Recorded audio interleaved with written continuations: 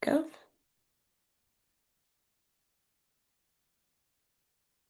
Trying to make sure. Okay. So, welcome to EDU 602. I am Dr. Cockrell. I have been teaching this course for since 2023. So, it's been a minute. I feel like I got a handle on it, but like most things, we learn as we go. Um, Please let me know if my speakers are too low and you can't hear me. I keep getting a message that says my speakers are low. This class will take up about 2 hours. It will be from about 8 to 10 this morning. If you do not have your cameras on and you are not in a quiet location, then you need to do so. That's part for the course. You do have to have your cameras turned on to show that you are fully participating in the course. We will have two of these meetings, one this month, we're still in May, and then we'll have another one in June. And that will wrap it up. I will be very transparent. This is the first time I've taught this class in a 5 week session. It has always been 8 weeks, which has always given students enough time to complete all the activities. But with it being a 5 week course, it's really been a job to compact it first off. But the other part is if you get behind and you're in multiple classes, you probably won't catch up. And that's just the sad reality. So I would tell you to do your due diligence to get all your assignments in on time. And for me, that's on Sunday, except for week 5, and we'll talk about that. But they're on Sunday at 11:59 and 59 seconds. 12:01 is late. So most of you all in this course are teachers. Grace is only so far given, right? We only have so many accidents and so many things that happen in life. I'm very understanding when you send me a message, but I'm also going to have to follow William Carey's policy of if an assignment is submitted late, I do go in your attendance and it will show late. If it is not turned in by the time that I'm going to grade it, I put a 0 in. That is a reminder for you. That's a placeholder. And that's just reminding you, I got a 0 in this class. I need to get that turned in. Here's the thing, you rather it be marked late and you lose some attendance points than to lose 50 or 75 or 100 points for not turning the assignment in. I know that's a lot, but I like to share all of my expectations on the front end. I am a school principal, so I work a real job every day. 200 and what is it? 230 days. So I'm working this summer. I'm not at home just shellacking at the pool. I'm not. So when you email me, if I do not respond in 24 hours, you do not hurt my feelings if you shoot me another email and say, hey, as follow up, right? Because just like you guys are, we're all very busy. I used to say with all my kid activities, but now all of my kids are high school graduates, so I can't put my busy on them. So just make sure if something's going on, if you got an emergency, shoot me an email. Please do not send me an inbox message because those don't come to my phone. Emails come to my phone and I will respond or I will try to figure out what to do in that moment. However, if you send me an inbox and I don't sign on to Canvas for a week, I've not seen it. And it's not that I'm ignoring you, it's just that I'm not on Canvas, so I've not seen it. I do have quite a few conferences going on this summer, so please send me an email and please double back if I don't respond in a timely fashion.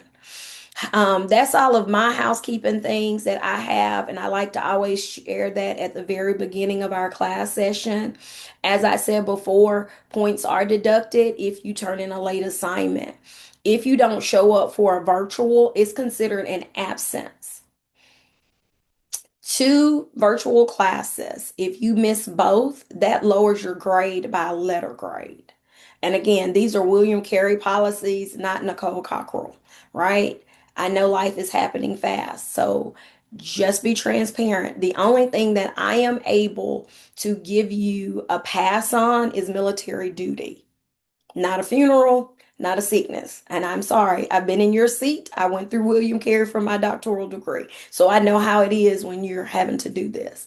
I've literally taught this course from a hotel conference room when my daughter was cheering last year. So I get it. We have to sign on, including myself. I don't get a pass to say, oh, I'm going to change the date because I have something going on. No, those are William Carey's dates, and I have to teach on those days. So I get it. Okay. Are there any questions so far? Because if not, I'm gonna jump in so I can get you guys off in time to have a 15-minute break before you go into your orientation.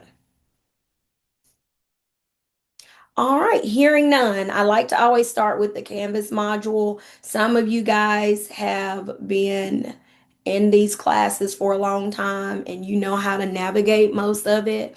But then I always get the few people on in the class that don't know how to navigate it as much. And so I like to take a quick tutorial or a quick walkthrough of our Canvas module. And I am in student mode, so you can kind of see it the way you see it. So in the Canvas module, when you sign on, you basically go to a dashboard when you log in, which is not going to show me a dashboard because my dashboard looks different than y'all's. Okay, student mode. When you go to modules, when you click on your Canvas shell, this is basically what you will see. There is a picture of me there and a picture of the textbook. If you do not have this textbook, please shoot me an email letting me know. I do have a PDF copy of the first three chapters. You know, there are copyright laws. So I can't just drop all three chapters in the Canvas shell. So what I would need from you is an email asking for it, and I will email it to you directly. But if you have the book, great. If you don't, you will need it. So please get it. From here, you will go to the modules. The modules are very wordy, and I've tried to kind of condense it and clean it up, and it doesn't matter. Each semester, it feels like it's way more than it needs to be.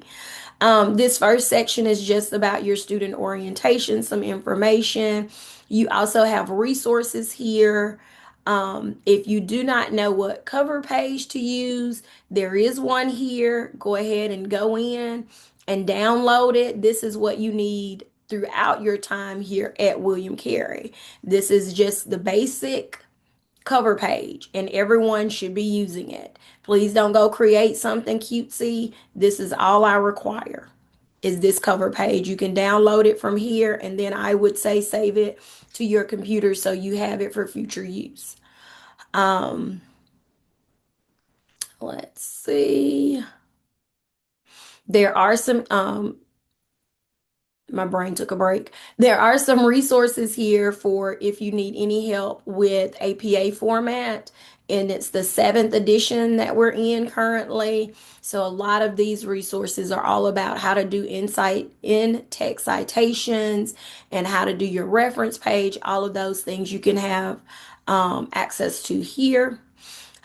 For this course, there is access to the William Carey Library. You will not need to go out and find articles. You won't need to go find an article, let me read it, critique it. Only thing you need for this course is this textbook. If you purchase this book, you'll be fine. And I will tell you to do your reading and you will be fine. During your orientation at 10:15, Dr. Moore will talk with you guys about your mentor agreement forms. Anything beyond 602, you need to reach out to Ms. Dr. Moore. About to say her first name. Dr. Moore will be your go-to, your point person for all things scheduling, classes, practicum hours, everything you need. I can only answer questions about EDL 602. Making sure you don't forget to join that virtual class. Now, for this week, you will have lots of things to do. And again, you're going to have lots to do for 5 weeks straight. And I apologize for that, but we're condensing an 8-week class into 5. So, with that being said, there's a lot here. So, I'm going to try to unpack it. So most of these things that you see here, are things we're going to talk about in our virtual today. The big thing that you have to focus in on is your Dropbox video presentation. These are the two items. When you see Dropbox, that's all your focus is for this particular week or this particular Sunday is the Dropbox video presentation.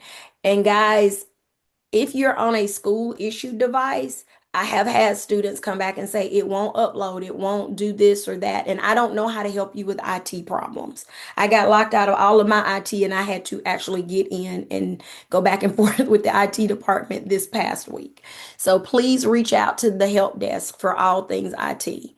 But for this, you're just basically introducing yourself, telling me a little bit about your work, your what you're doing currently, what influenced you to be a teacher, and what something that many people don't know about you.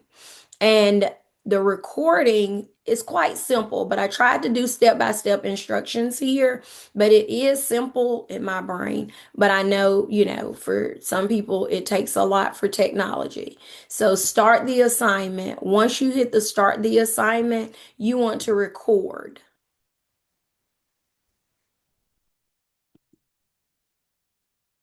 And I'm on a Mac, and so it does things a little bit differently as well. So from here, you will start your recording.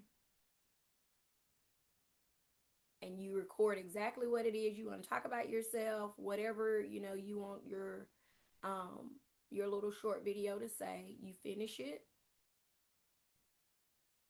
save it,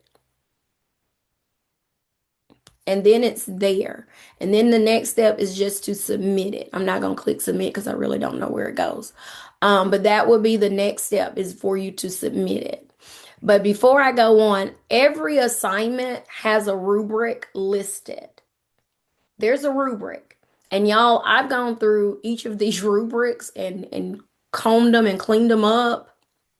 Because the thing about teaching this course since 2023 is you learn exactly what it is you want to grade. And so basically what you're doing is just telling me these simple things. Your video shouldn't be 10, 15 minutes long. I want you to hear that. It shouldn't be 10 or 15 minutes long. It is 46 people in the three sections of this course. It don't have that much time to listen to 46 people for 10 minutes. And just do the math on that. That's a lot of time. I like it to be short and sweet to the point, and I get to know who you are.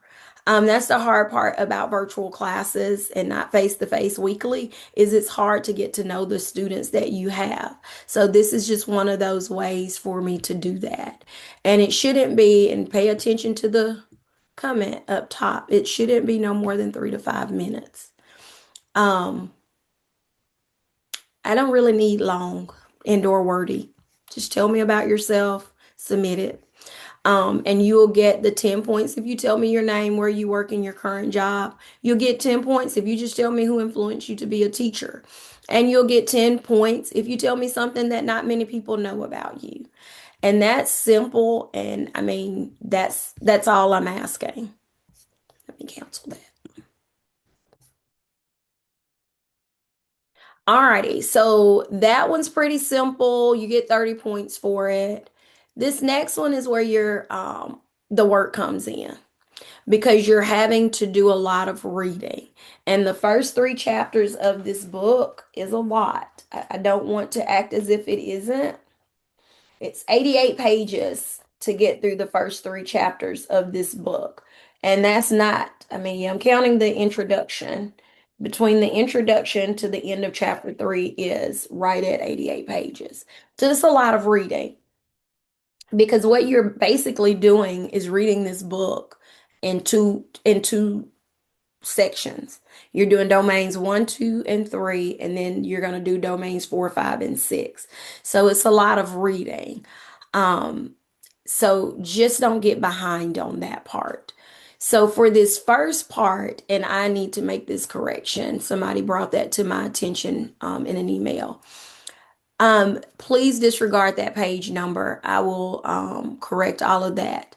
It is domains one, two, and three, and I would say about a page per domain or less, as long as you're answering the questions. But here's the bigger point.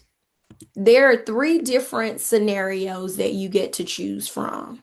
You can speak from a place of a high poverty, urban, rural elementary school with declining math and literacy scores, or you could pick a suburban middle school that's experiencing wide achievement gaps between student subgroups, or lastly, an urban, rural high school that's struggling with curriculum alignment and inconsistent instruction.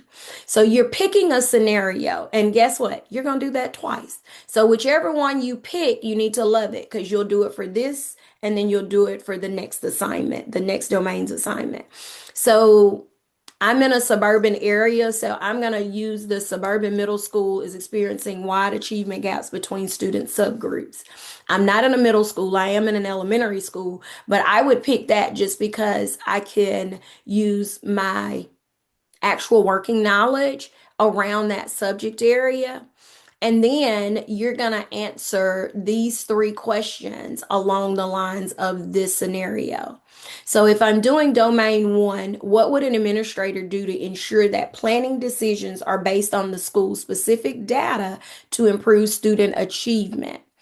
I need to first have read chapter one so I could see what the authors Carbo and Marzano have stated about the importance of database decisions in improving student achievement. Then I'm going to go back to how does that relate to a suburban middle school that's experiencing wide achievement gaps between student subpopulations. And then I'm going to wrap all that up by telling how these two things relate. In this particular school, we have to look at the data because the only way to see how my subgroups are performing is to look at the data. And then I would deep dive into what the authors have stated about that. Then as I go to domain two, I'm going to look at what does our author say about students receiving a valuable and guaranteed curriculum. And I'm going to also go back and relate that to how is that going to help my middle school kiddos with these subgroups with vastly widening achievement gaps. And then my third domain is how would an administrator foster a culture of continuous improvement for teachers and staff? In this type of a school, why is it important that we're doing continuous improvement for the teachers and the staff? Because I can't close achievement gaps unless I'm doing that, correct? So that's how you're wrapping all of these things back together, using your scenario to answer the questions by using the information from your textbook. Now, any questions about that? I know that was a lot too. You do have to come off of mute to answer. Hearing none, I will continue. So, Question. I do okay, question. go ahead. You did say with the domains that each domain has to be instead of a page and a half, it will be 1 page per domain. And if you can do it in And less than that, that's fine. But yes, one okay, page. Because here's what it is with the three domains, you should have 3 pages. Then you're going to have a cover sheet and a reference page. So I like for these documents when you upload them not to be more than 5 pages. So just say domain one, you get on a rant and it is a page and a half. Then you get to domain two and it's like, well, with this scenario, I don't need as much. You can kind of go back and forth with those page numbers, but for your domains one, two, and three, I like you to keep it within 3 pages. Does that make sense? and the domains, yes, ma'am. And the domain should flow concurrently. Like once you finish one domain, do you subheading for the next domain and just add to that and just continue to go? Do you want each domain to have their own specific page? Yes, or not specific page, but I do like for it to have its own subheading. So when Okay, you start domain one, I would say domain one, list the question, go ahead and type your response. Domain two, list the question, type your response, and then, so far and so on. okay. That way I don't have to kind of figure out we've switched. All right, got you. Thank Uh, you. Thank you for that question because I'm sure someone else was thinking the same, which leads into formatting. Um, The chosen school scenario is listed as a header for the assignment. You're guys, you're in your master's specialist doctoral programs. So nothing should be in first person. It's not that academic tone matters. So when we're doing these writings, it should be the school leader will, as an administrator, but never. I will make sure we look at the data. My school will. That's not the type of writing that is in academic tone. So please be mindful that you are in third person academic tone for all of your assignments, with the exception of when it asks for reflection. APA format, which means you do have your cover page, you are using in-text citation. Here's the thing about in-text citation. You're pulling, as I like to hear people say often, the facts from here. So your facts are coming from the authors of our textbook. So then you have to give them credit for using their information. And one thing I will caution you on is direct quotes. If you're pulling direct quotes with a 3-page writing, your plagiarism score is going to be high. And you'll see that when your Turnitin score pops up when you submit. So just be mindful that you want to spend more time paraphrasing and doing in-text citations than you do using direct quotes. And for those of you who are in the doctoral program, they're going to tell you can only use 5. So get used to it early on to break it down and write it in your own words. And then your reference page, guys, once you create this reference page, you can use it for this assignment and then the next domains assignment because you're only going to have the book listed as a reference. As I said at the beginning, I don't need you to go outside of the book looking for articles. It's enough to read in this book. Let's see. Use headings to organize your writing and ensure you've addressed the requirements. You should make sure you integrate textbook concepts, but adapt it into your own language and analysis, and use at least 2 in-text citations per domain from the textbook. Please do not copy paste. Your final submission must be written in your voice and based directly on your understanding of the textbook. Plagiarized or AI generated content will not be accepted. And you will receive a lovely email from me that states you have an AI score of, and it may say 65%. Please resubmit this assignment. Your score is a 0 at this time. So turn it in. We'll give you a score for plagiarism and AI generated content. Anything above 25%, I will send it back to you to be redone. And the reason I'm saying that because if you're on Microsoft Office 365 and it corrects your verb, they consider that an AI modification to your paper. So that's why I try to give that leeway of 25% because we're all guilty of when I see a red scribbled on under my word, I'm gonna click it. I misspell words sometimes in my fast typing. So I like to leave that leeway of 25%, but anything that goes beyond the 25%, it does raise the question of how much AI support you received. So just be mindful of that as you're doing your paper. You are not going to simply restate the domains and the elements. You're using the information within the textbook to answer the questions. So just be mindful of that. There's no need to Google your information. Everything you need for this assignment is truly in your textbook. And our lovely rubric. So for domain 1, if you answer the question and you tie back to your scenario, you're getting 20 points. Same thing for 2 and 3. Formatting, grammatically correct, correlates with the domain. That's all I'm looking for. You've included a cover page and it's correctly formatted. And then your in-text citations, you have the necessary in-text citation, which we already know is 2 for each domain. That's how you generate 75 points for this assignment.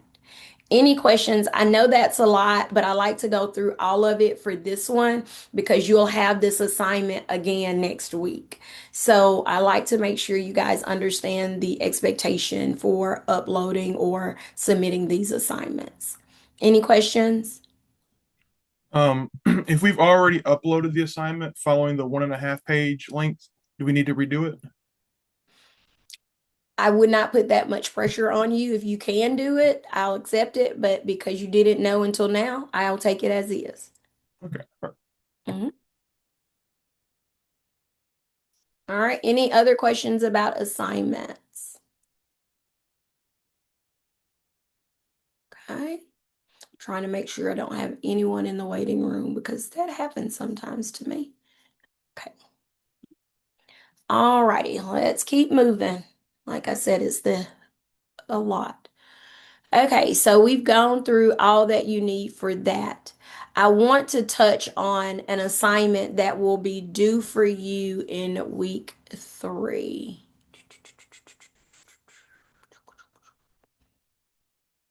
Week 4. So it's due June 21st. And it's your data analysis assignment. What I want to share with you about this assignment as of right now, you need to be working with your school test coordinator, your principal, whomever that collects data. And you may have some data just because you're a tested subject area, but you will need an item analysis report. If you give iReady, if you give Mash Review Predictive, the MVP, if you give LMS, I may be saying that wrong. If you give any of those NWEA, you need an item analysis report because one of your major assignments is a SMART Goals project. And for that, you will need sufficient data to do it.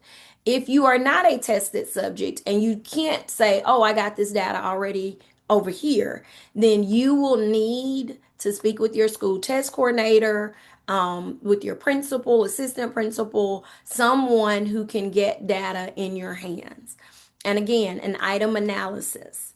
I prefer it to be for that particular grade. So if you are an eighth grade English teacher, you would have the item analysis for eighth grade English.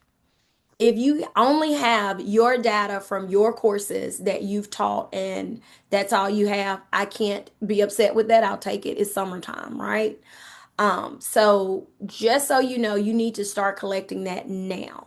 We'll get into the meat and potato of that if we have time before this virtual call is done. But what I want to draw your attention to, I did not upload an instructor's video for this module because I knew we would meet on virtual class today. But starting on Sundays for the week of, I always post an instructor video, and all that video does is explain all the expectations that's for that particular week. And you'll have one uploaded by 12 p.m. on Sunday. And I know a lot of you guys like to work ahead. I'm sorry, I just have always posted it that way.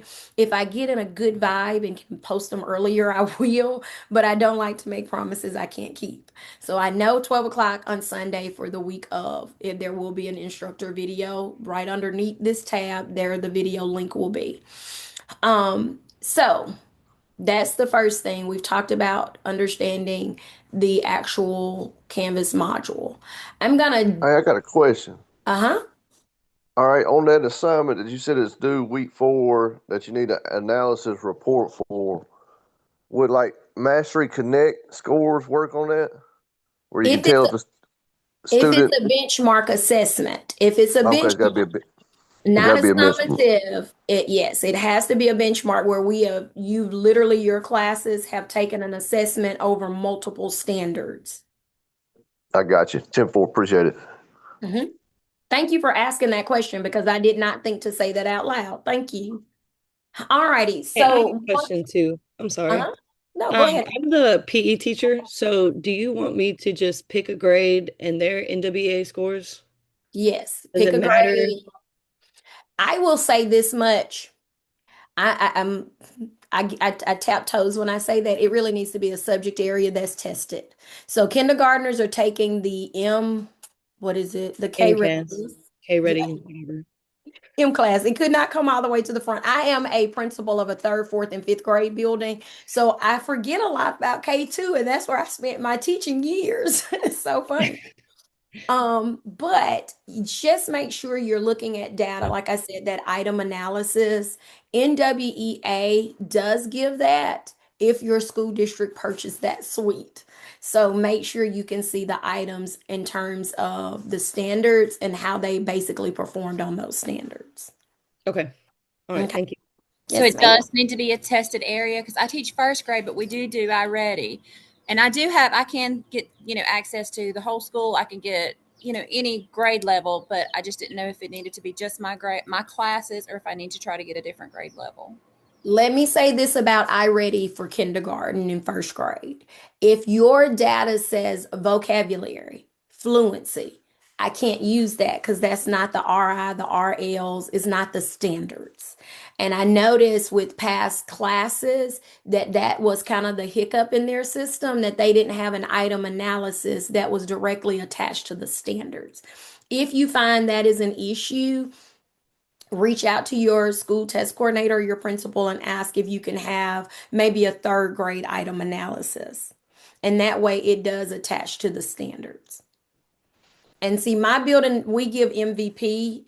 I know only a little bit about iReady, and I've learned it from the students going through this course.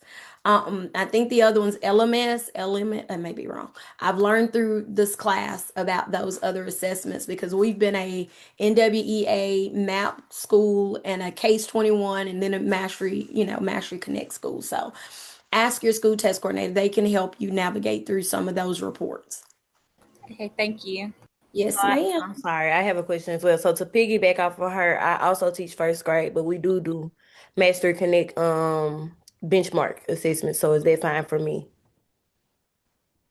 Yes, it does give standards. That'll work fine for you. Yes. Or ELS. Are you familiar with ELS. ELS? That's what I'm trying to remember. Yes. ELS, not LMS, ELS. Yes. We do. Our benchmarks are ELS, so I could use our ELS. Yes, because it does break down standards. Yes. And I have a Thank you. question as well, Dr. Cocker. We can use any benchmark. When you say any, like a Benchmark. benchmark. Benchmark 1, benchmark the second 9 weeks and third Yes. 9 weeks. Okay. It's summertime. Whatever you have available, I'm very flexible when it comes to summer because I know it's harder to get your hands on things than when it's in school and you can walk to that person's office. All righty. Okay. So this next part, I'm trying to decide which direction I want to go. Okay. I know where I'm going. This next part is literally, guys, I'm going to take you through the 6 domains in a quick nutshell, if I can. Let's see. Zoom has been my friend thus far. Let's see if I can keep it going. I normally have lots of hiccups with Zoom. Look at that. 2 times in a row. I'm feeling successful. All righty. So, school leadership for results. And like I said, I'm condensing this book into about 6 slides, right? Giving you some high points of it so that you kind of navigate and can kind of figure out, oh, these are the big points.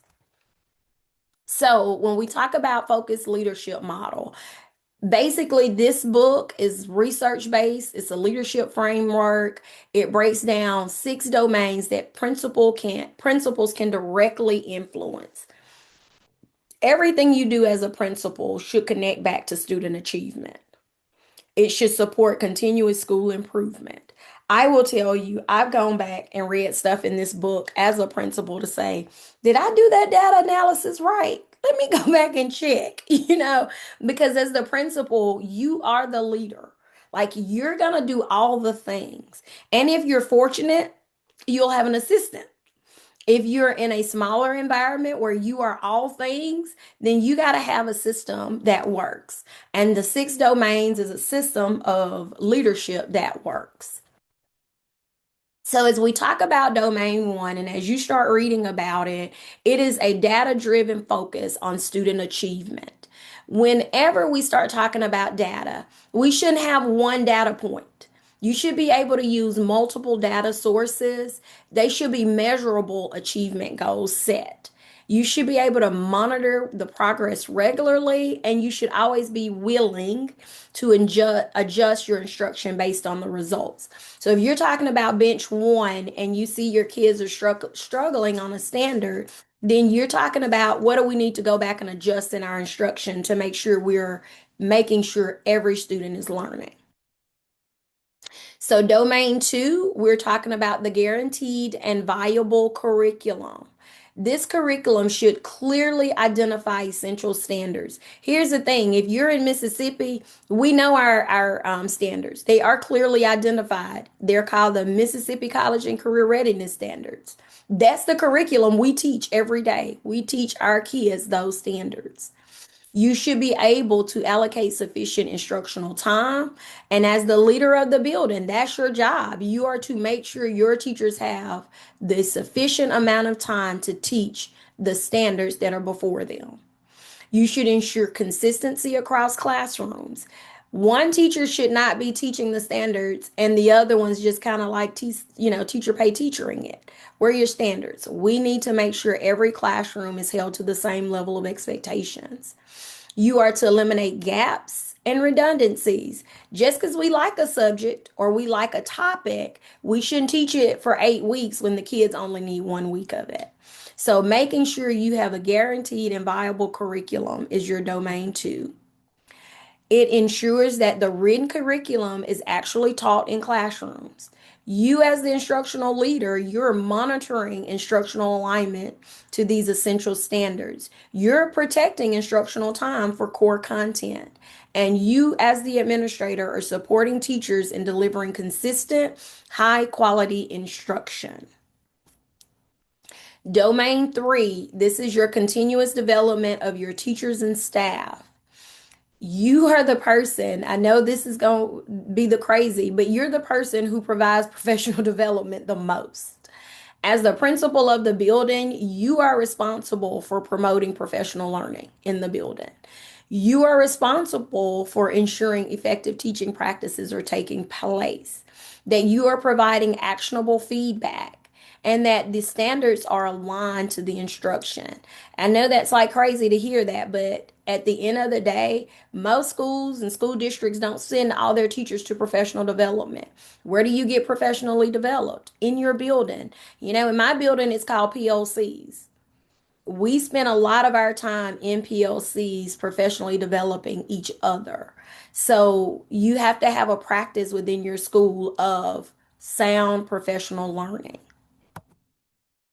Domain four is your community of care and collaboration.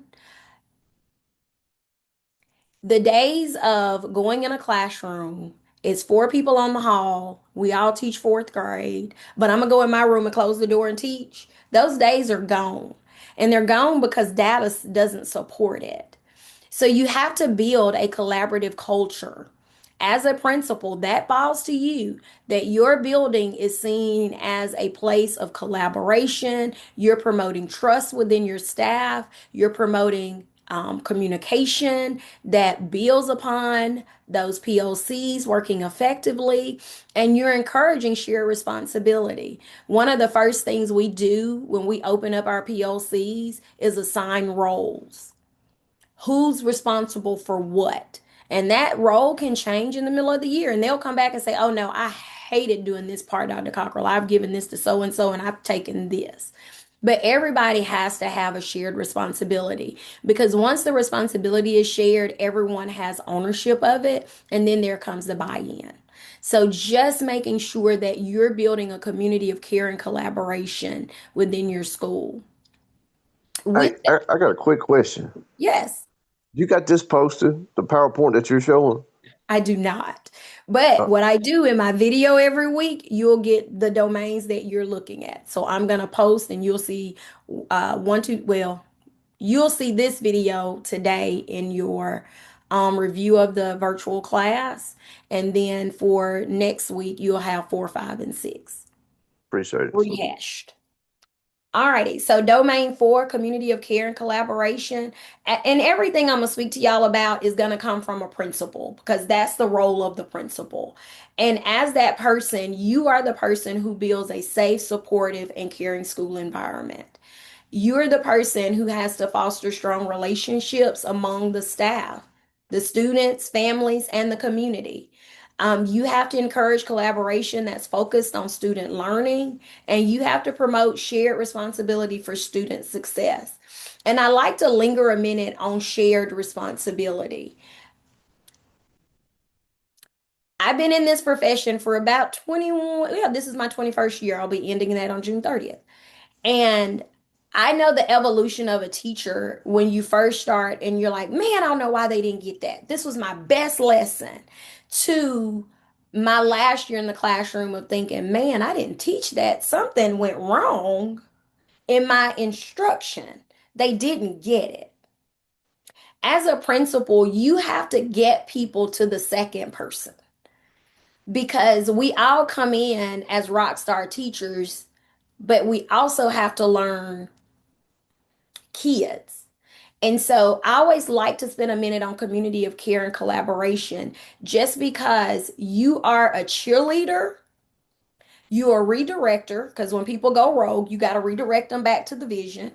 You're also the person who has to sit with parents and make them trust your school environment. So when this hat is heavy, because you have to build a safe, supportive, and caring school environment. And that is every day, every day. And so in the book, he talks a lot about being a manager and an instructional leader.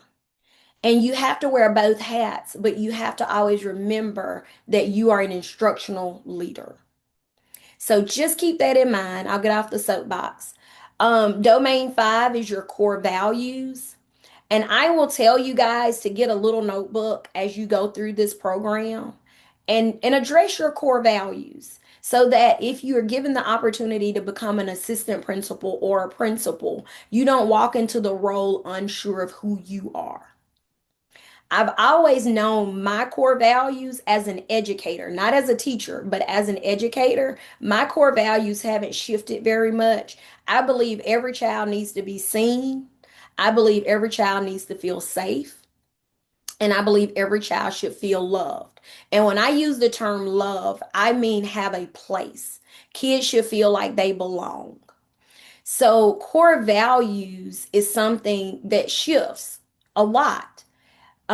You've seen it if you've had multiple administrators, you've probably had one that they're data driven. And all they think about is the data, the data, the data. I think about the data, but I think about the data as children. So I always go back to safe and loved whenever anyone asks me about my core values. So know those, start taking inventory of those because this is your first class. It's the roles of the principal. So start thinking about what it is that you believe in the most so that when you're given the opportunity to lead a school, you're not floundering. I've noticed that with a lot of people that don't know their core values, they shift in the wind. When a teacher comes and wants to change something, I always ask, how will that affect the kids?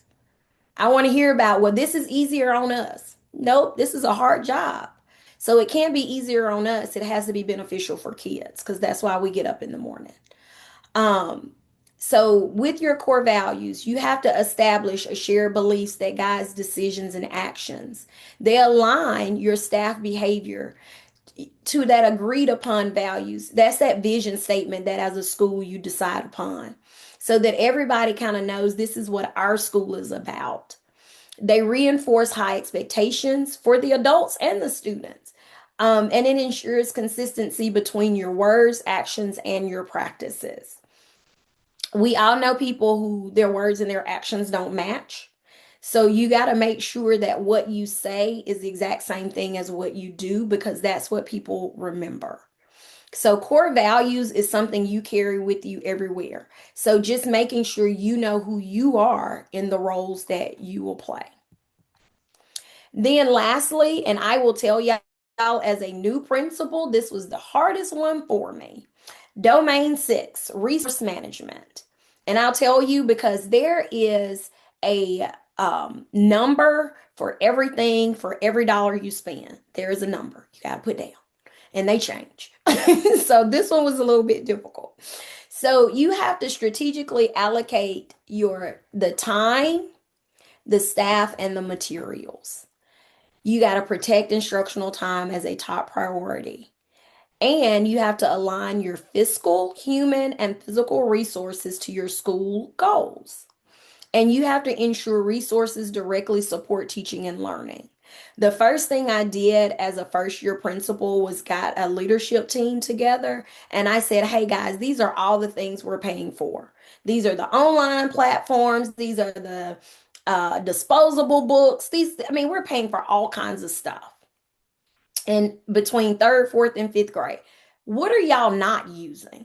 Let's just not pay for the things we're not using. We got rid of so many things, but it also opened the door for us to add some quality things. Now they were like, well, we could be doing this. I'm like, let's do it. So sometimes it's just taking inventory. The human part of it, if you have a teacher teaching something that they don't desire or don't really care to teach, it's sometimes best to move that person to something that they do enjoy, because then they're a better teacher. So making sure you understand your fiscal, your human, and your physical resources, and making sure you're aligning all these things that it directly support teaching and learning.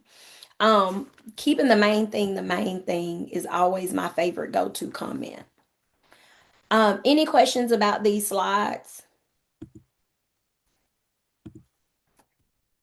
I know I'm going a tad bit quickly, but again, I like to be a good steward of time.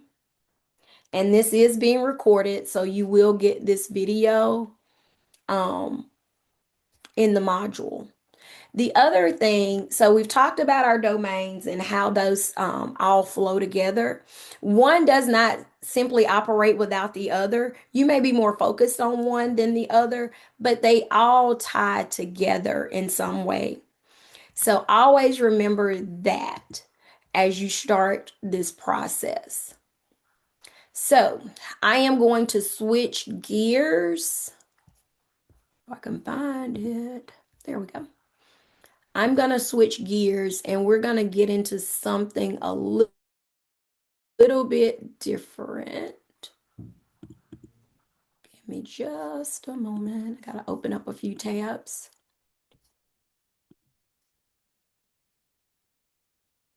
All right.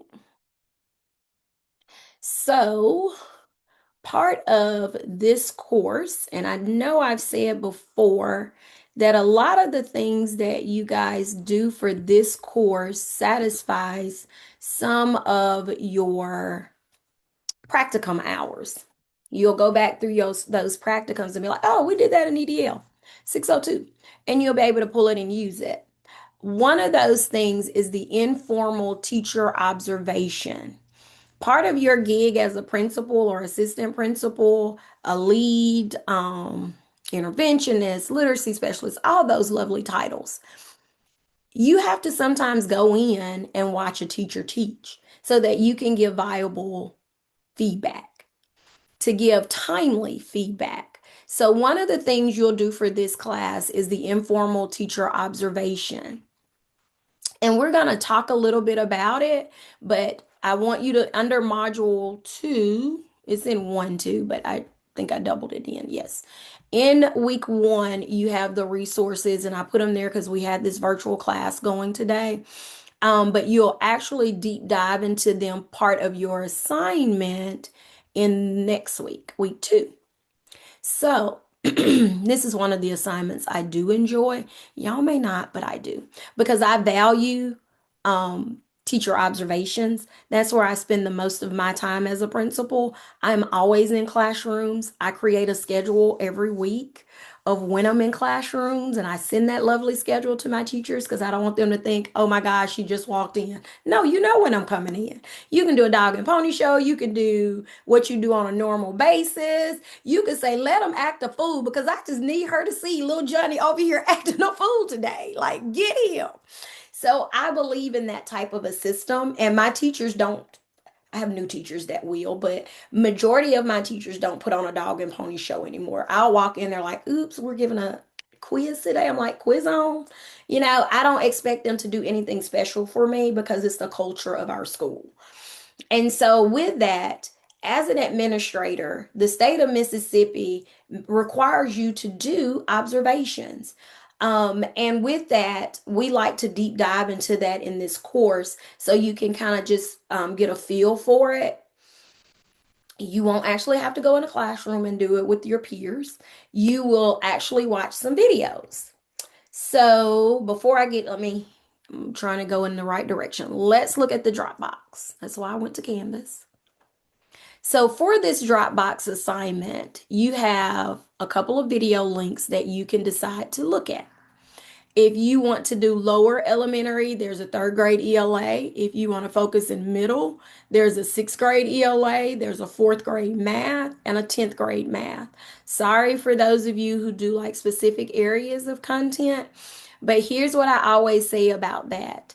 As a principal or assistant principal or anyone who's doing an observation, you're not going to go into a room where you're strong in the content.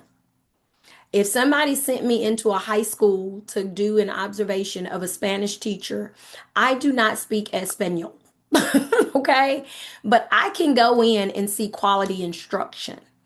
I know that teacher's teaching. I know when those kids are paying attention. I know if it's an interactive lesson, and I know if her goals are being achieved in that lesson. That's the goal of a teacher evaluation. It's not to I got you. It's not to say, oh my gosh, you're awful, her classroom management. It's not for that. If there is a place for feedback, then that is behind closed doors between the person doing the observation and the teacher. All of my thoughts around observations, they're on improvement, celebration, and some of them are just for informational purposes only. I've gone in to do observations of teachers, kids. So when you think about what your role is, you have to understand what your purpose is. The purpose is to make sure the teacher is teaching the content to the level that it should be taught in. And if there is coaching that's needed, that you can provide that coaching. And then the third thing is to make the teacher feel supported. So that's always my thoughts around teacher observations. And so for your assignment, you're going to pick one of these and you're going to do the observation from one of these videos. And to do the observation, you have to have some scripting forms and evidence forms. And those are in your module 2 and 1 to download. We're going to do an activity around it in just a minute. Just want to make sure there's nothing here that needs to be said out loud. You're picking one video. You have to write on a sorting and a scripting form. But let's get into it. And that way I'll come back to this and we'll talk through this. But I wanted you guys to have an idea. I need everyone to take out a sheet of paper if you can, or if you have to grab a sheet of paper, we'll grab one off my printer. And for those of us elementary folks, you'll get this. Please fold it in a hot dog. A long fold for everyone else. We're doing a long fold. And on the left, you're going to write teacher. And on the right, you're going to write students. Okay? And before we get to that, I'm going to share some information, but you'll have time. Go ahead and get a sheet, teacher, student. So, the state of Mississippi has a professional growth rubric. This is the guide. Well, I say the guide. Every administrator who actually does these observations have to go through a training on the professional growth system to gain an understanding of what it is you're doing, to observe teachers, and to report on teachers. So this is there for that reason. I am going to skip a lot of this and just draw your attention to some key points. It's a good little manual to read. I actually went back through it again because that mine had expired and I needed to go back through it and I learned some new things. I'm going to draw your attention to the observation and feedback cycle because it's a circle and everyone knows that a circle means we keep doing the same thing. It keeps going, right? So the first thing you do is a classroom observation. And then you have clear, specific, actionable, and timely feedback. If you observe a teacher on Monday of this week, I wouldn't say timely feedback would be next month.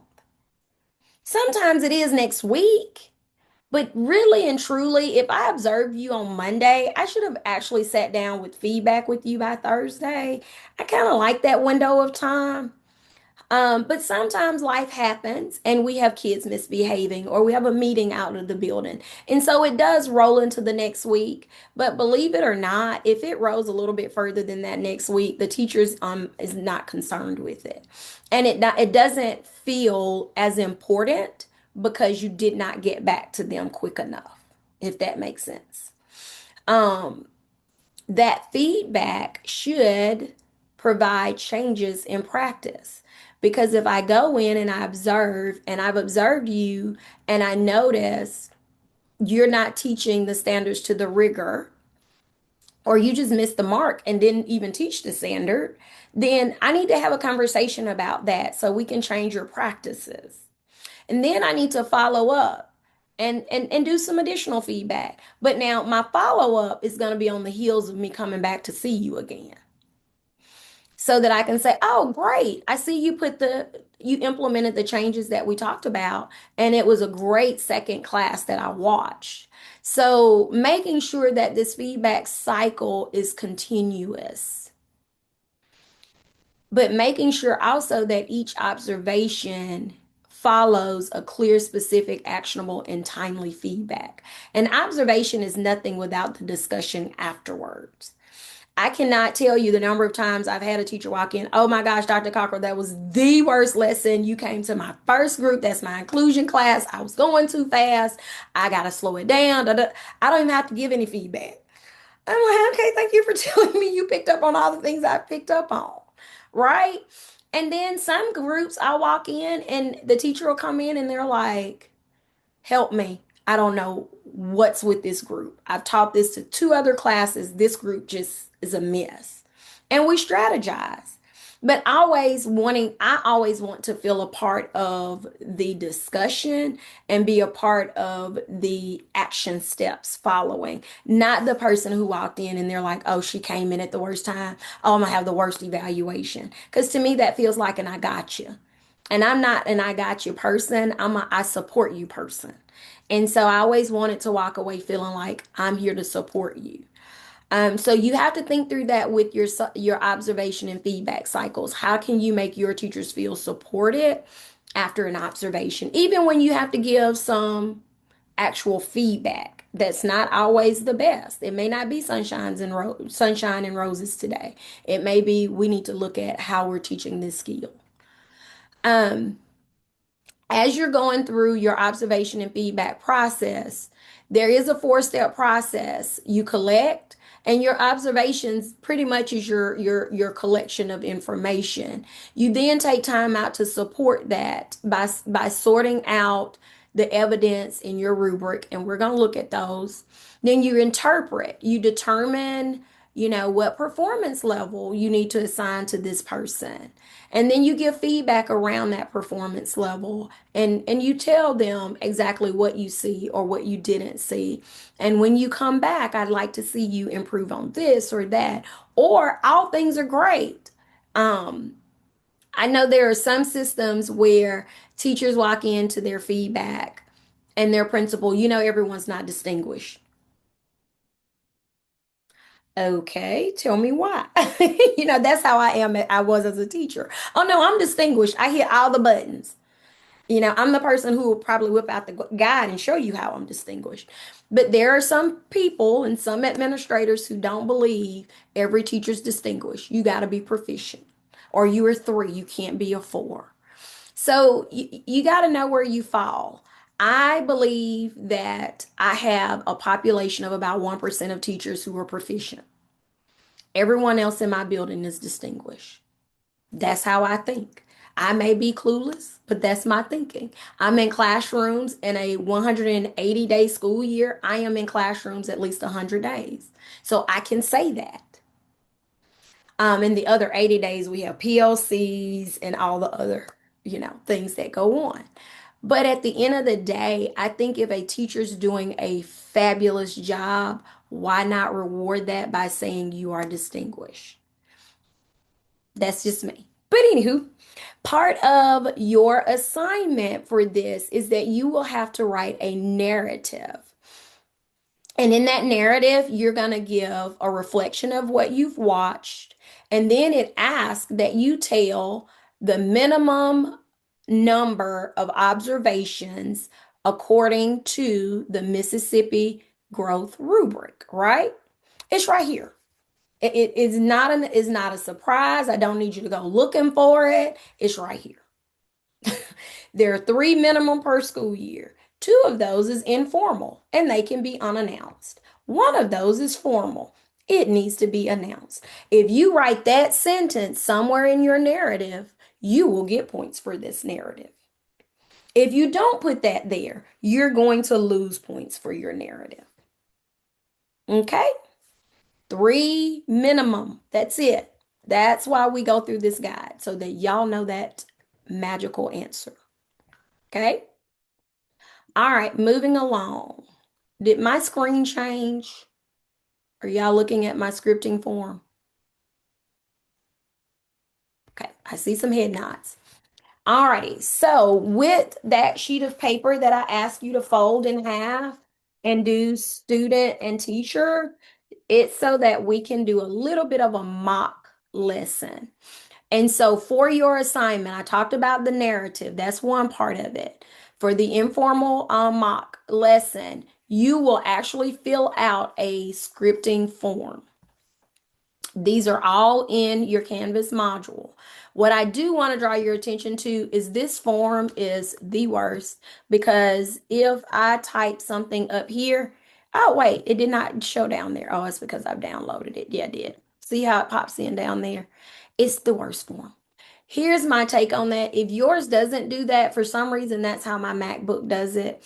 If yours doesn't and you can type in it, that's fine. If you're finding that there are a lot of glitches to this form, please print it out and write on it. You can easily scan and upload it into Canvas. So don't feel obligated to type it out. If you need to take your pen to paper and write and do it that way, I'm comfortable with receiving it that way. Just because I know these forms in the PDF version are a little hard to navigate. One other thing I will tell you, do not get fixated on the time as you're trying to script what's going on in the video, because it's a video. You're going to literally give me a time stamp. It's not the important piece for me. The important piece is that you are typing what the teacher is teaching and what the student is learning. What the teacher is doing, what the students are doing. That's the point of this form. And we're going to practice this. All right, I'm going to stop share on here. We're going to now look at a video. Everybody has their paper and a pen to write with, or a pencil.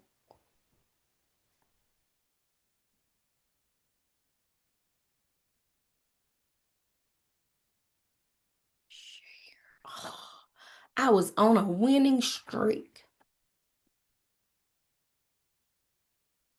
Let's see, why aren't you picking up? Okay.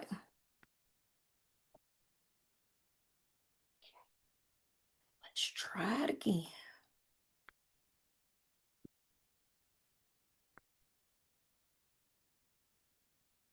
Man.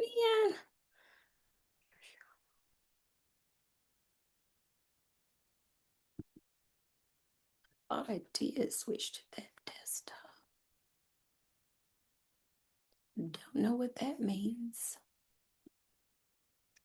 Try this.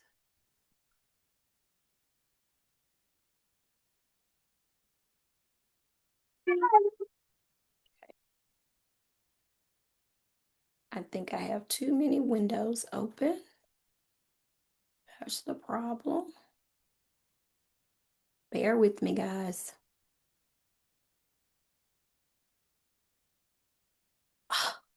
This is the screen. Why are you not?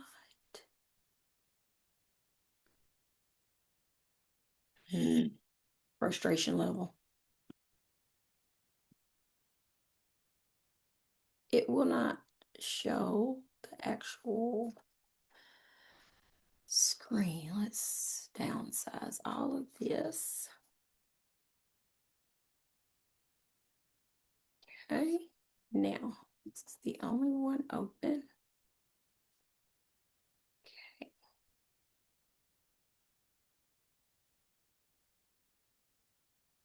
I give up. No, I really don't. Let's see if I do it this way.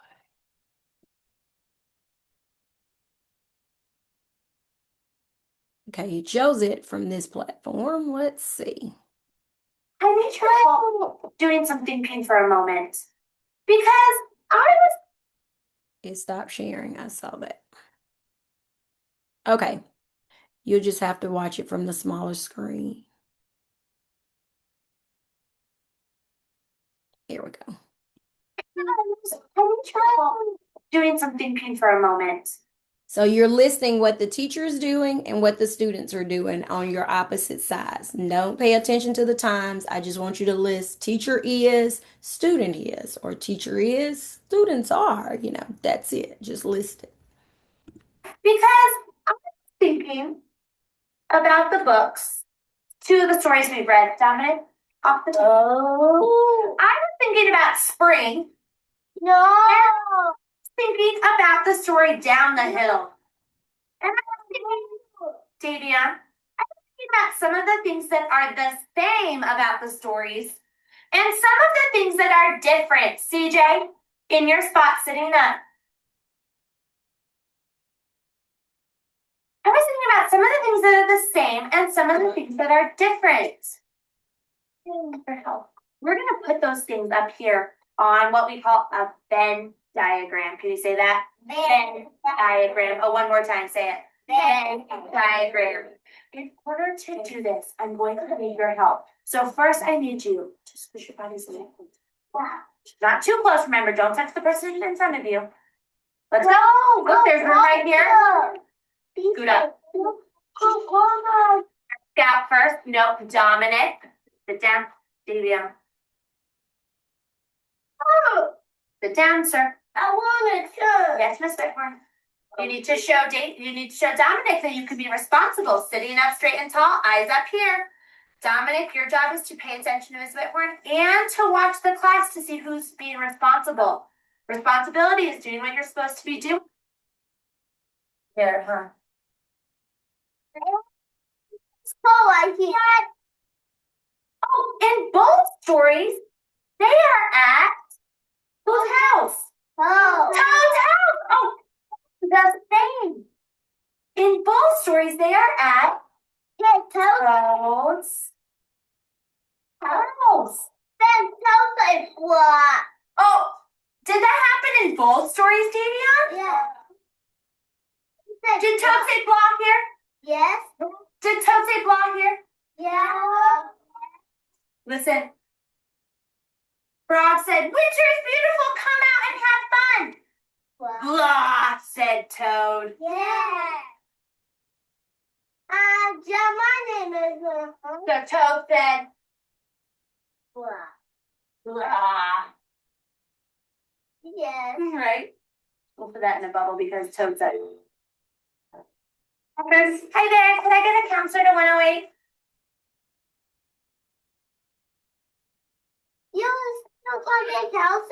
Let me see. Let's look at what else is different.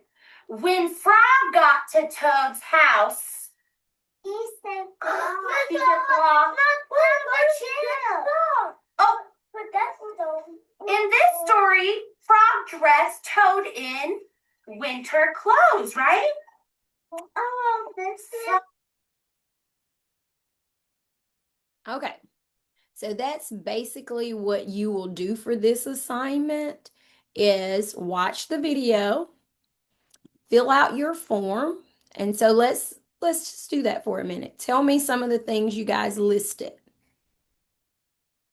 under the teacher. This is the interactive part of the class. I wrote, The, oh, sorry. go ahead. Go ahead. I wrote that the teacher is enforcing classroom rules and procedures by making sure that the students are where they're supposed to be and doing what they're supposed to do while she's giving instruction. Good. I put teaching the same and different from the story in the diagram. Okay. Anyone notice the students? Well, I got being Yeah. some of them being disruptive. She's having to bring them back to the academic environment by making sure that they understand the rules that are in place. And you can tell that she has rules in the classroom by the way she's able to reintroduce them back into the lesson. And I also put that she was introducing new resources to them. She was talking about the Venn diagram. So you can tell that that was something that they didn't previously know because she was having to introduce it to them. Okay. One of the things I think I caught, if I caught it correctly, it was when she was saying, watching the room for the responsibility. That was one of our responsibilities, but it's like giving the students that job as a responsibility themselves, as picking up as that, them taking that on as their own job. Yes. So y'all got the gist of it. You're listing what the teacher's doing. You're going to list what the student is doing. And so what we do then is we take that information and we talked about rating and being able to provide a rating to the teacher that you're observing. And so this is the evidence sorting form. So this, okay, keep up with all the forms. You have a scripting form that you'll write your notes on. You have a sorting form. This is where you rate that particular teacher on the classroom. Was the lesson aligned to the standards and represented a coherent sequence of learning?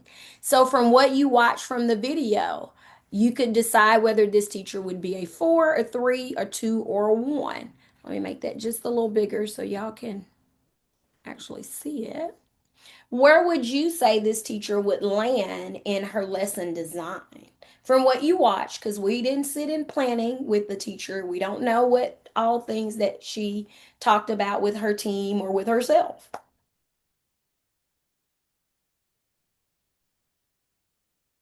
Again, this is the interactive part. I would say at least 3 or 4. I hear 3 and 4. Okay. 3. I would say 3 and 4 as well. Okay. So that's basically what you'll do. You'll decide, you'll circle the 4, you'll circle the 3. What I like to read is the why. So your evidence is the why. So someone who said 4, tell me why you would rank this particular teacher a 4. I'll go. I said 4, simply because considering the age group, they can be a little rowdy naturally, and I think her reinforcing those rules while she was giving it group instruction was really good. As well as the student interaction, you can tell that that's something that they do in the classroom often. So she has a good procedure and in place. Good job. Now I someone also who ranked think 3. Go ahead. I'm sorry. I also think that even within her presentation of the concept of a Venn diagram, she was using good visual elements to distinguish different parts of the story. So I noticed that she said, "This is something that a character said, so we're going to put it in a little bubble." So like she was using different modes of getting the kids to remember what it was that she was trying to teach them. So I think that that's kind of I agree that she was having to redirect them a lot. I kept a little tally on the side with the teacher to see exactly how many times she was having to redirect them. That's pretty typical for their age range, but I think that she was using multiple modes of delivering a concept instead of just telling them this is something that a character said.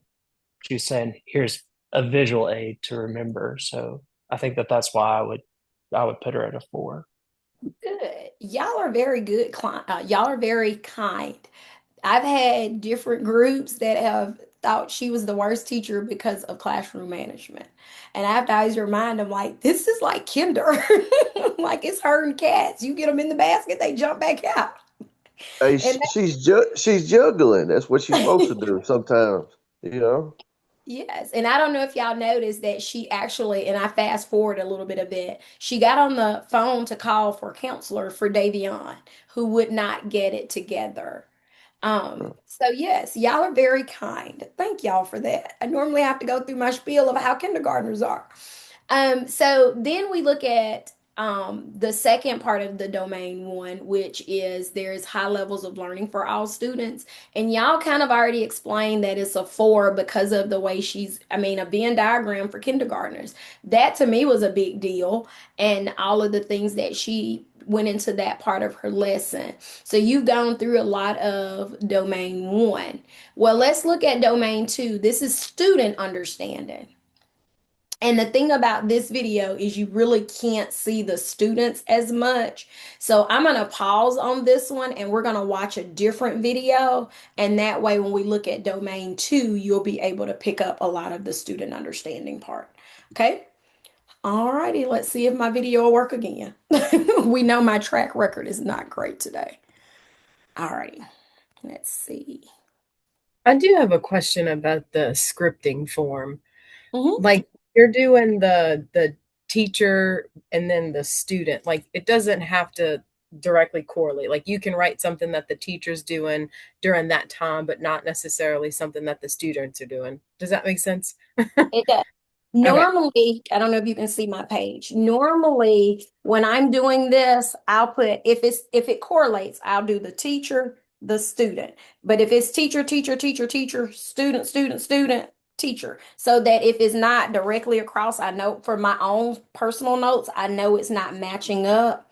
So that's Okay. how I kind of manage that to make sure I can follow it, especially when I go back to debrief with that teacher. Okay. Thank you. Mm-hmm. Okay, so we're transitioning. If you want to use the back of your paper, that'll be fine, teacher, student. This is an older group of kids, so I wanted you to see this one because once we get into domain 2 with student understanding, you'll be able to see the kids' interaction. So I am going to fast forward just a wee bit. We are. I can identify the main idea and supporting details from what I read and create a summary using the supporting details. Okay, give yourself a pat on the back if you're ready. Okay, let's turn those papers over that you have on your desk. This is your opportunity to do a closed reading activity where you read that article.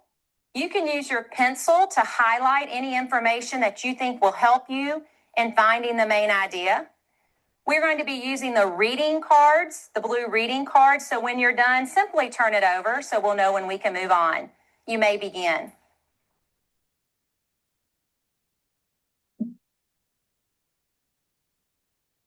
Writers. Rewriting your resume till the cows come home. Introducing Indeed Career Scout. Get your resume tailored instantly.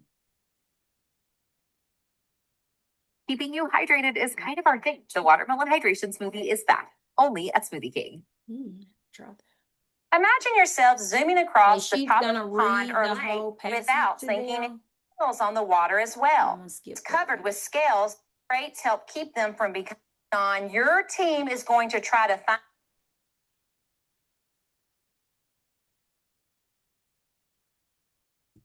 Here's how the game will be played. Your entire group is one team. I will tell you what row or column we're working on at that time. Whenever I show you what row or column we're working on, your team is going to try to find the answers to those questions. They must be highlighted in the text, and you must be able to tell me where you found it with the paragraph and the sentence number. Here we go. The first thing we're going to work on is across the top.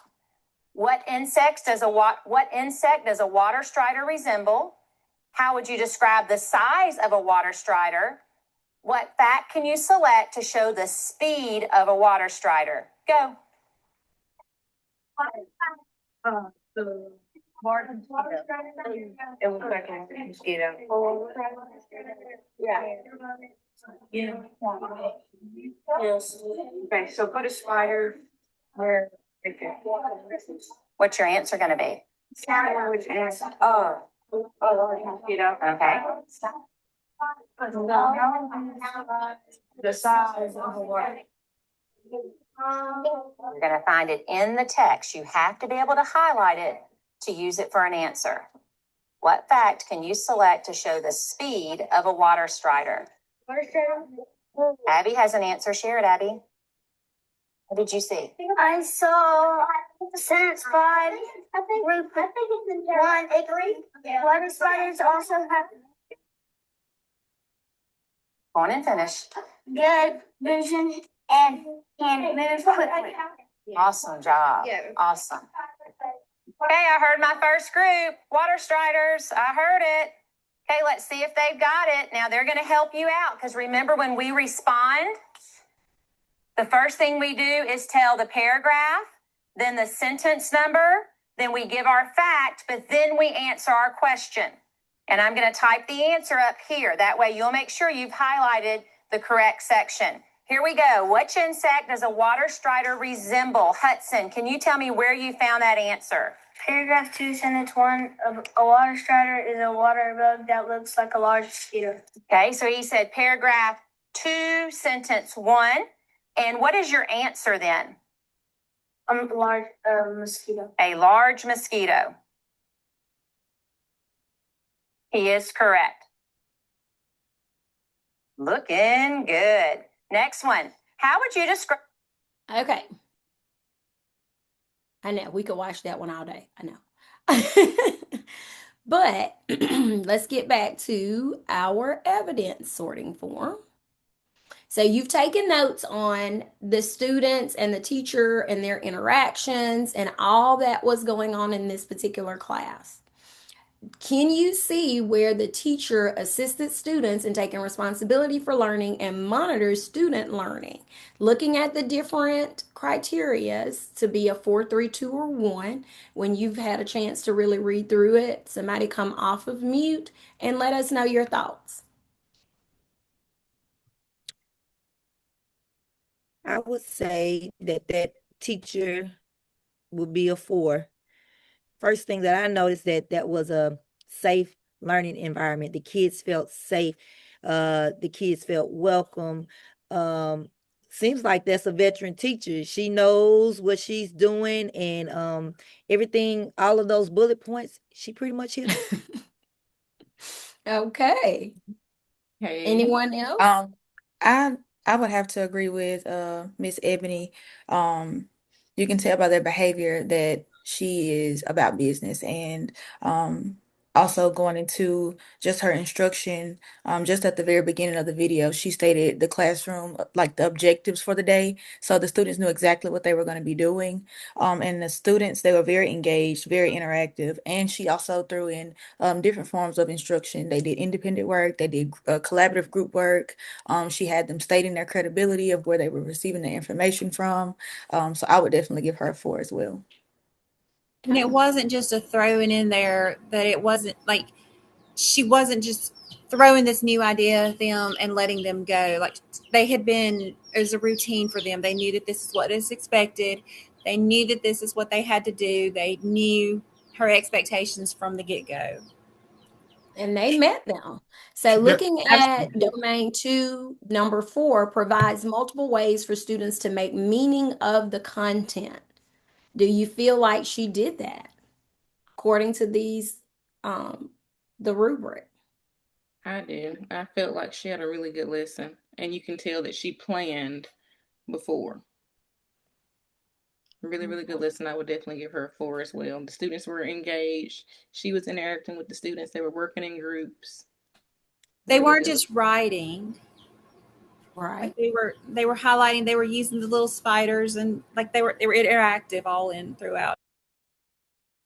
I would Yeah, they agree. had to I would also identify it from the text. I heard you, but then it went out. John.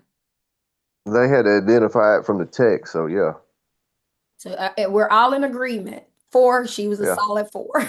She got kids to I'd read and also none of them point out complain. Can we give her a 5?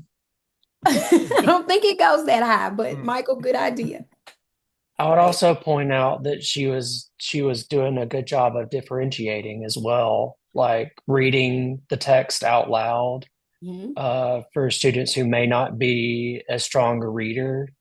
Like I work in a special purpose school, so it's always good to see those accommodations being made. Right. She let them read silently and then she picked up and read it aloud. So, and that's even good for your dyslexic kids, your EL kids. Like when we start talking about our subpopulations of students, we can't teach to the middle because that line it's a roller coaster these days of what kids can and cannot do. So, alrighty. So we're moving to domain 3, and that's the culture and the learning environment. In the second video and the first video, you could see the culture, you could see the learning environment, and you could really and truly see whether or not the teacher had established routines and expectations. You could tell if it was a collaborative learning environment in both videos. um, I think when we look at culture and learning environment, you should be able to glean that from your videos. But this is one section that if you put down here in the evidence NA and don't rank it, I'll know that that was something you could not identify. But I personally think you can, but I'll leave that there. For 5, let me say that. Let me be more specific. For 5. For 6, it's managing classroom space, time, and resources. This one is one that I know is harder to see on a video, right? You can't really see how effective the teacher is using the physical space. And the time that they've put into it and all of those things. So NA is appropriate for these next ones.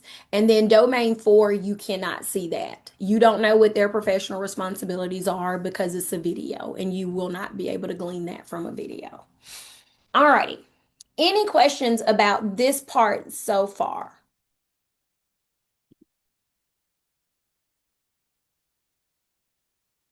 No, hearing none, y'all. Let's go back. I would like for us to now go back and look at the Canvas module where the assignment, getting back to that. Okay. All righty. So getting back to the module and the expectation for the mock teacher evaluation.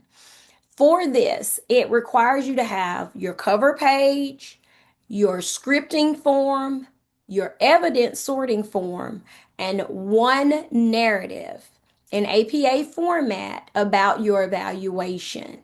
And let me be very specific about this. You're picking one video. You're going to do the sorting and the scripting form for that one video. Then you're going to type up your experience. The very first paragraph should be it should be a narrative of what you watch. This is the one time that I don't say third person, because this is personal to you and your experience with the mock teacher evaluation form. So you're going to, let me go here to the rubric. I like the rubric for this. Alrighty. Narrative. When you do your narrative, paragraph 1 of your narrative is just going to briefly cover what occurred during the observation and also the expected number of evaluations and what type is required in a given year under MDE's guidelines. That's 20 points, guys. If you do paragraph 1 and leave out the number of evaluations, you're getting 10 points. Okay? I like to say that out loud, and you will be surprised at how many people still leave it out. Just saying. And then you have a reflection paragraph number 2, paragraph 2. And what you are doing in that reflection paragraph is answering these 2 questions. How did you feel during the evaluation? Was the instrument easy to follow? And what difficulties did you have? And did you find it difficult to understand? I mean, you could do that in 2 sentences. I'm just being honest, right? And that you are adhering to APA format, using correct grammar and sentence structure. You don't have to,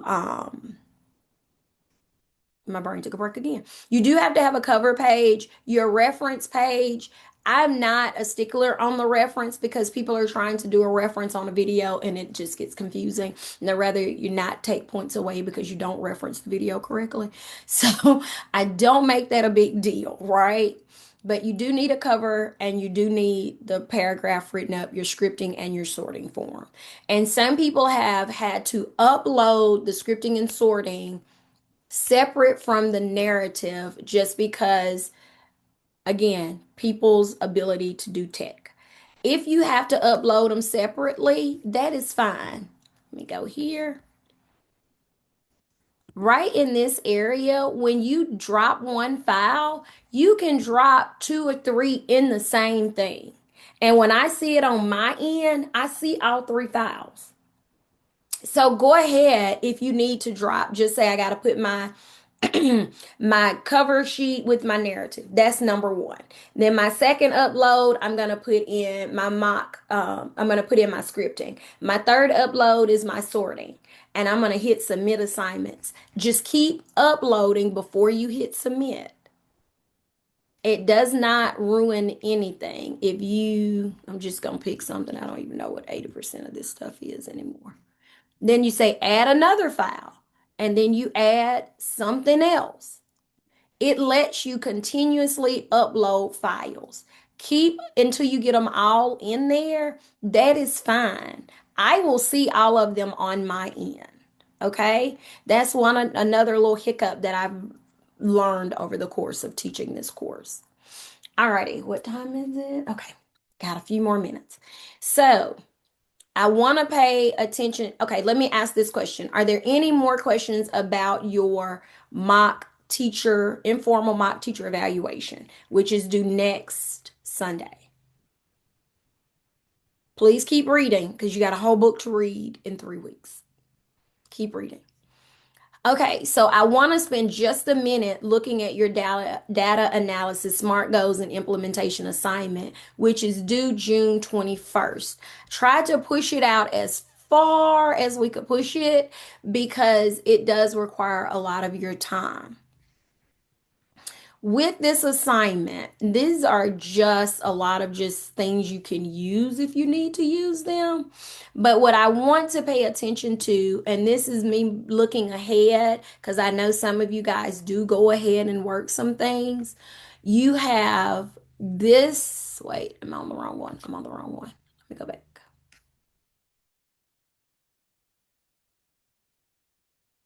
Oh, no, I'm not. I combined it all into one. That's where my brain went. Okay, let me go back. Again, I have to remind myself I've updated this for the 5 weeks, so it is all in one template this time. Okay.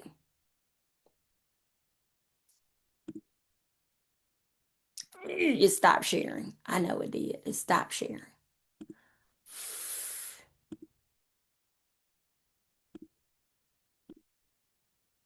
There we go. So, with that being said, this is the template. In this template, you are simply going to list, I used iReady.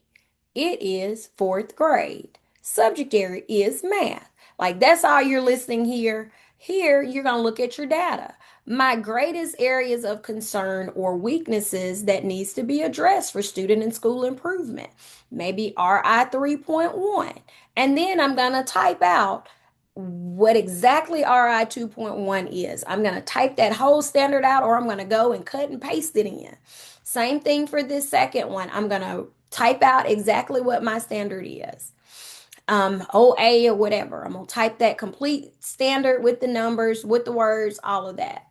And then my greatest areas of strength. Guys, I always like to add strengths on here because I'm that principal who likes to celebrate. I know we got work to do. We always have work to do because no kid comes in at 100% proficiency. And then a lot of them don't leave at 100% proficiency. So there's always work to do. But we have to celebrate the wins. If we've been working on RI 3.3 for 2 months and we hit 80%, or if we go from 40 to 60, we won that standard. Like, we just got to keep moving, but it's still a growth. So I always like to put in the two greatest areas of strength. So go ahead and list the areas on your data that were your top performing standards. Those go here.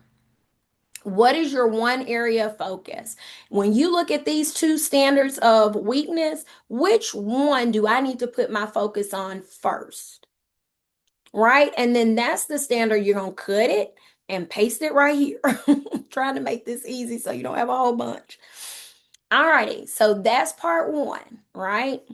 Part two of this is then I need to do a SMART goal and implementation plan. This is my rough draft. This is what I'm going to focus my time on right here. And then I am going to come up with a SMART goals implementation plan. Based upon your data analysis from part one, which was the first page, who should be focused? Ooh, I'm going to fix that. That's grammatically incorrect. What should be the focus of your SMART goal? That should be what? Grade level, subject area, areas of weakness. And basically, you're taking what you have here and putting it back here, right? Area of weakness, that one focus standard.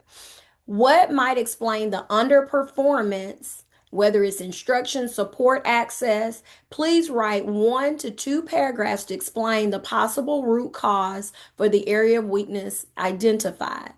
And guys, root cause is important. Why are 60% of your classes not performing well on this standard? That's the question when you get to root cause.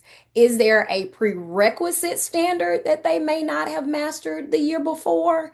Is there an instructional deficit somewhere where this is the class where I get pullouts all day? My tier kids go out. My special education students have tutorial during this time. My EL kids have their EL instruction at this time. My speech language kids have to go. Is there an instructional issue that we need to fix to get to the root of this standard? Is it, you just have to figure out what is the root cause for this particular standard. And please don't list the students did not listen. We don't blame kids. We look for holes in the system that we can fill, right? And if it was an off day for kids, that's one thing. But it's not an off day for if you have 3 blocks of kids with 60 kids, it can't be an off day for 60 kids. So thinking about root causes from that place. Then you're going to create a SMART goal. Write your SMART goal using the structure below. Make sure it is specific, measurable, actionable, relevant, and time bound. And if you see the red places, that's what you're filling in. Okay? That's all you're filling in. By when do we take another benchmark? September 2026, 52% of target group, my low performing students in 5th grade will improve by 90% as measured by MVP, increasing from 64% through whatever intervention or support method you're going to put in. And that's the goal. You don't write it here. That's the example. You write that SMART goal here. Okay? And then you create your action plan for intervention, your implementation of your SMART goal. These are just what you're filling in here. So you're going to fill in this chart, but I wanted you to know exactly what it is you're filling in. What do you plan to do? What will you implement to improve test scores and student achievement in the identified weaknesses? Think of evidence-based strategies. Please don't list, I'm going to put them in groups. Y'all think I'm joking, but I'm not. What are you going to do? What is your strategy to help students improve? Who's responsible for this implementation? Is it the teacher? Is it the interventionist? Is it the math specialist? Who's responsible? It may be the EL instructor, whoever you feel is responsible. And it may be multiple people. It may be the teacher, the literacy specialist, and the EL teacher. If it covers that kid is touched by that many people, then yes. Timeline of implementation, provide specific starting and ending timeline. If I'm going to start this August 26th and we take our first benchmark in, we take our first one in September, or no, yeah, September. Or is it we're going to push it till we take it in December on the second benchmark? Be specific in your rollout time. What resources will you need to implement this? Whether it is a curriculum textbook, whether it is resources that are, technology related, but what resources are you going to use to teach this to these students? Progress monitoring. What is the plan for progress monitoring? We may do a quick check every week. We may do formative assessments every week or every other week.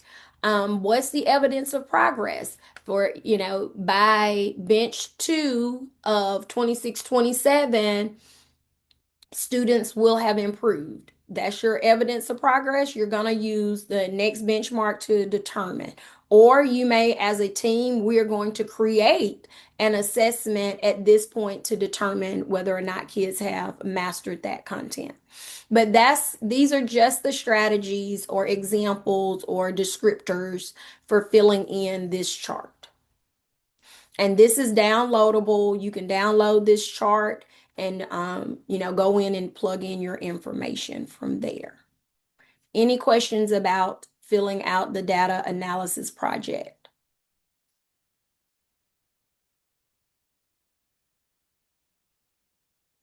Okay, hearing none, going to stop the share on that.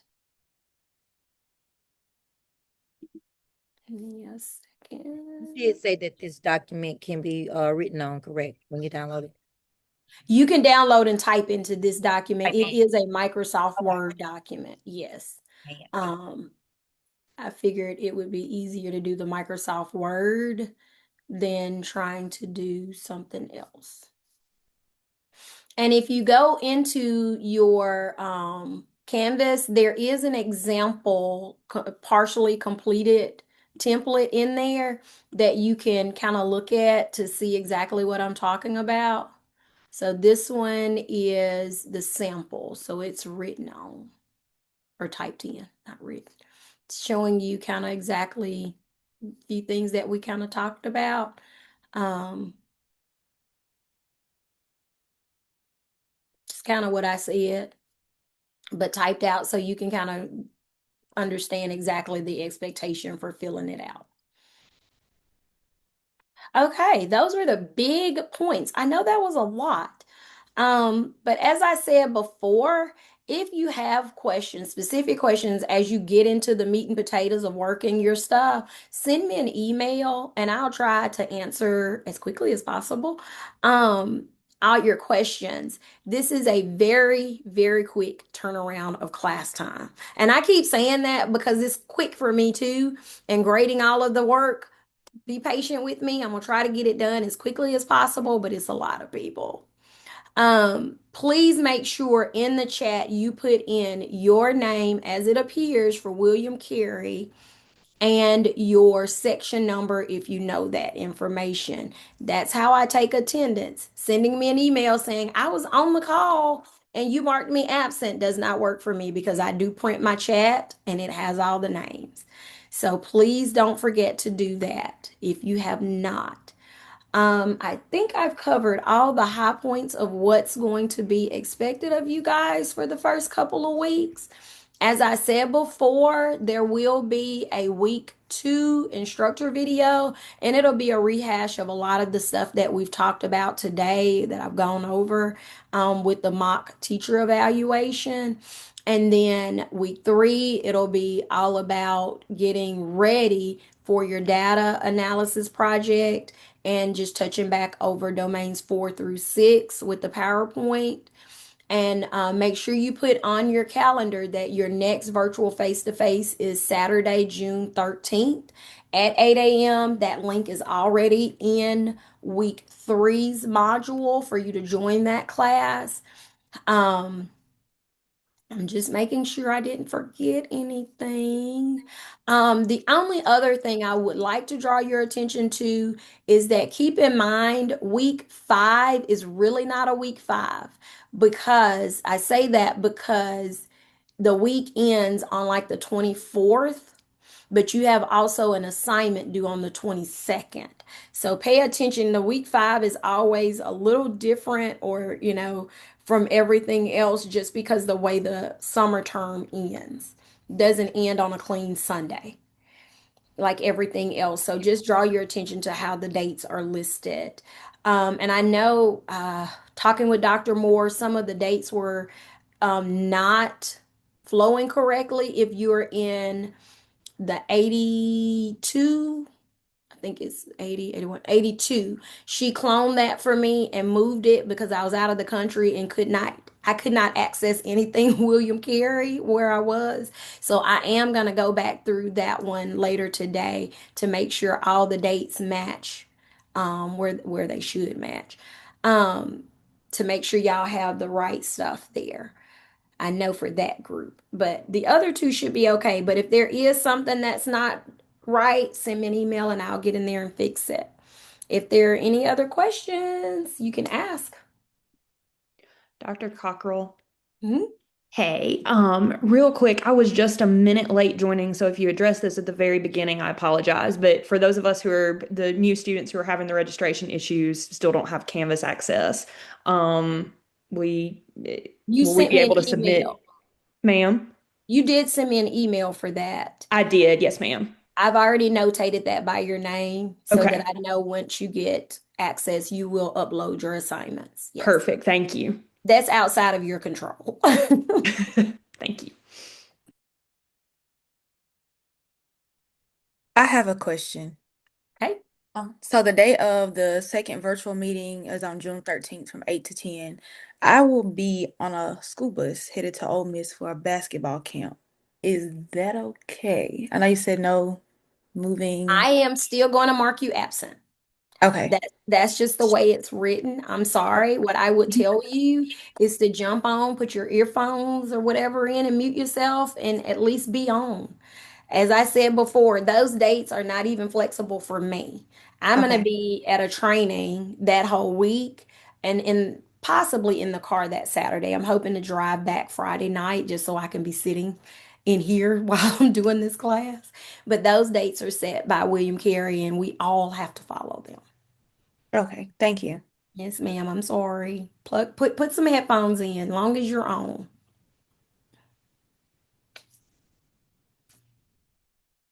All right, guys. Any more questions? Y'all got an extra 10 minutes. I was going fast. And if you know of anyone who is supposed to sign on that didn't, please let them know. Well, the virtual recording will be uploaded. It takes Zoom a few minutes to get it all processed and everything, and then I'll upload it to the Canvas shell so people can watch it later.